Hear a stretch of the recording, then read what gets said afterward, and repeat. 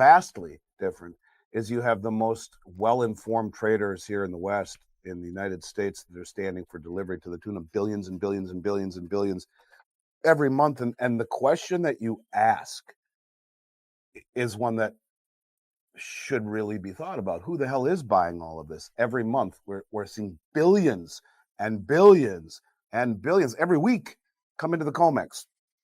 And, guys like Vince Lancy, who are no dummies, and he's a smart dude, one of the smartest in the industry. And he says, look, 85% of the gold that's being bought by the central banks is not being reported to the IMF. They're bringing it in ways like China going in and buying doré and concentrate, as Sean Kuhn will tell you from Dolly Varden, from all of the miners in Latin America and in Mexico, pulling gold and silver out of the ground before you even call it that, because it's in concentrate and doré form, shipping it back and refining it themselves. Well, that doesn't trigger IMF reporting. It's under 999 fine.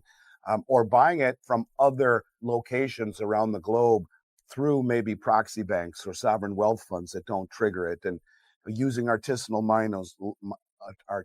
and local miners, and bringing it in not through the central bank channels, so it's not reported. All I'm saying is that the biggest money in the world has been doing this for a long time and getting more creative in the way they're doing it. But what is different now is that who the hell is bringing it into this country? If I had to guess, now again, could be a guess, I would say it's the Treasury Department under the guise of the Exchange Stabilization Fund, where it can be quiet. Don't tell anyone, it's for national security. And now I think you should interview Tom Luongo as well. He has a very interesting take, and that is that Trump understands or believes that it is the European aristocrats who were behind any perception of election interference and a color revolution in this country during the previous administration. And he's out to get the Bank of England and those banks who are massively short in London. Now, all the gold that's been coming back, could it be that it's been covering the short positions of the banks here in the States who, when they short on COMEX, they go long in London, they bring it back, they call it tariffs. It's not tariffs. It's never been about tariffs. It's been about reshoring.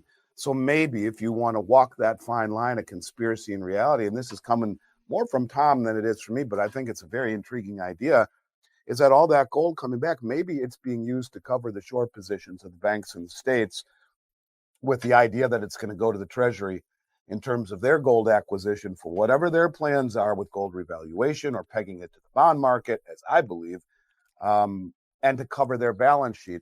And we're this close away to some sort of a systemic moment in London where the inventories, in particular of platinum and silver, are down to less than 1 day's worth of trading. And if these continued delivery requests happen, you're talking an existential threat for some of the biggest banks in Europe. And Trump is out to get them, is what Tom is saying, out to get the Bank of England and out to get these aristocrats that are the bankers in Europe by having some form of a delivery default in London that would very quickly trigger a systemic chain reaction that could bring down some of the biggest banks in Europe, as the banks in the United States have quietly covered. Now, could that happen? Don't know. All I'm telling you is the amount of gold coming into the COMEX every single week is unlike anything anyone has ever seen, and we are now net importers of gold for the first time really ever, other than World War II, when everyone sent us their gold as part of the World Reserve Standard. And, since then, maybe 1 or 2 months here and there, but every other, the trend has been net exporters for the United States as far as gold is concerned. My whole career, which is going on 36 years, how much of it is coming in ways that doesn't trigger it that way, using proxy banks, using sovereign wealth funds. And the interesting thing about it is that, when you talk about the worthlessness of the mainstream media, who really hasn't done anything in this country but foment divisiveness, I mean, you would think that when the United States becomes a net importer of gold, going back to any time since World War II, where the amount coming in is that we know of north of 150 billion since November. And there's a lot more in that coming in. But the questions aren't even being asked, who's doing this? And although obviously markets are meant to have anonymity attached to them, but where is really mainstream? Why is it that you have to hear from alternative media that this is going on, and what does it truly mean? I would guess that some of it has shown up. To your point, it did show up, but not all of it is being reported. If the idea was to use gold and reintegrate it into the monetary system. We're seeing it across the global south. We really are. We're seeing it massively being reintegrated into the plans, the settlement system of the Shanghai Metals Exchange, expanding their vaults throughout the whole Belt Road Initiative. The first one was built in Hong Kong. The next one is under construction in Saudi Arabia, so that they can trade their local currencies over the M-Bridge technology and settle imbalances like that in gold, where China has now, in an effort to internationalize the yuan and the Shanghai Metals Exchange, made digital yuan immediately convertible into gold, not converting back to dollars. This is going to be the rails of their payment system.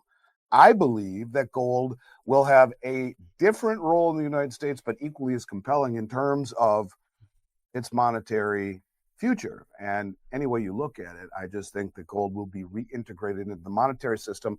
And the fact that the government just made silver a critical mineral here in the United States, we're seeing massive amounts of silver too, like literally billions and billions and billions and billions and billions every week coming in.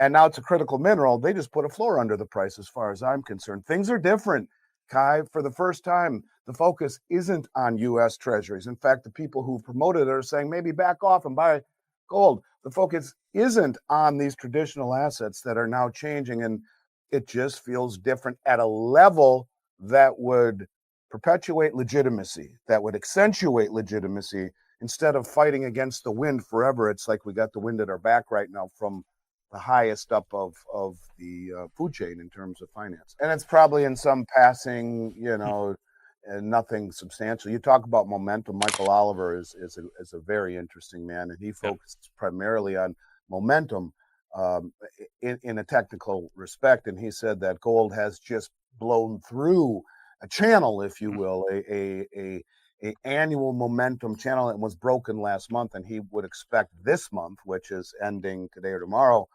to see another all-time monthly high, as we've already just beaten the intra-month high. He thinks it's just beginning, and his real focus is on silver, and he basically thinks that silver is going to rip the lid off of the market, as he goes on to say it is revising sharply upward in their mind, and that the technicals of both price and long-term momentum, he believes, are telling the market what is already occurring and what's about to occur. A repricing, he says, of silver's reality, whatever that means. So I've never heard him so bullish on silver. He was saying that if it follows the previous cycles of 2010 and 11 or 1979 and 80, you can get as high as $100 or $200 on this move. But it's interesting, if you take the 45-year cup and handle of silver, which is now literally almost a double cup and handle, and 45 years, one of the most powerful technical moves, period, in technical analysis, the way that you would figure out where the next stop is and or where the target would be, and even if this analyst who was looking at it didn't know what it was, is you take the top of the cup in 1980, goes down to the bottom in the 90s to $4, goes back up to 50 in 2011, comes down and is making that final push. When it gets through that 50 level, you take the distance from top to bottom, which would be 50 to 4, that's 46, add it to the top, 50 plus 46, your next target's $96. That's what Michael is saying right here. 100 plus, he thinks, if compared to 2010 and 11, that's where we'd end up. That'd be phenomenal. But do you think we're going to bounce off the $50 for a bit here, or are we going to just break right through it? The markets, for as far back as I can remember, find these big numbers, like gold at 2000, and it would just keep hitting it and hitting it and hitting it. And when it goes through, it's gone. It just depends how many times does it take to challenge it. And I would argue that, 50 is just psychological. If you go back and look at 1980 and 2011, it was a cup of coffee long that it hit 50 for both times. And so what kind of resistance really is there other than, mostly psychological? And Kai, who the hell knows what real price discovery is in gold and silver?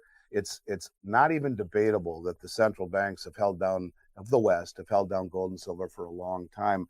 When real price discovery happens, because I believe that you can only manipulate a market for so long by pushing it in the direction that it is going. And it was easy for the West to do this for a long time. But you have a whole bunch of players around the globe that are coordinated, motivated, sophisticated, wealthy, They know what we're doing by holding down the paper price. They're standing for delivery, largely in London, in order to beat us at our own game. And now the folks in the West here get it. The big traders, either they were tapped on the shoulder and said, start bringing this shit back, pardon my French, and you can call it tariffs all you want to fool the public. It's not tariffs, it's about reshoring. Get it back. And that's what they're doing. Truly, that is what they're doing. And that's why I just think that it's easy for people like you and I and the people listening to this show, Kai, to get wrapped up in recency bias. We've been beaten up so badly over so many years in an environment that was counterintuitive to logic and our belief structure. But our belief structure and logic and mathematics have a way of playing out over time. You can't hide from math. And a lot of this is just simply math and logic, and it's finally playing out. I think the sky's the limit. So will it bounce through 50? Eventually. Will it do it first time? Maybe. Maybe not. It's irrelevant. I think ultimately sky's the limit once it does get through, though.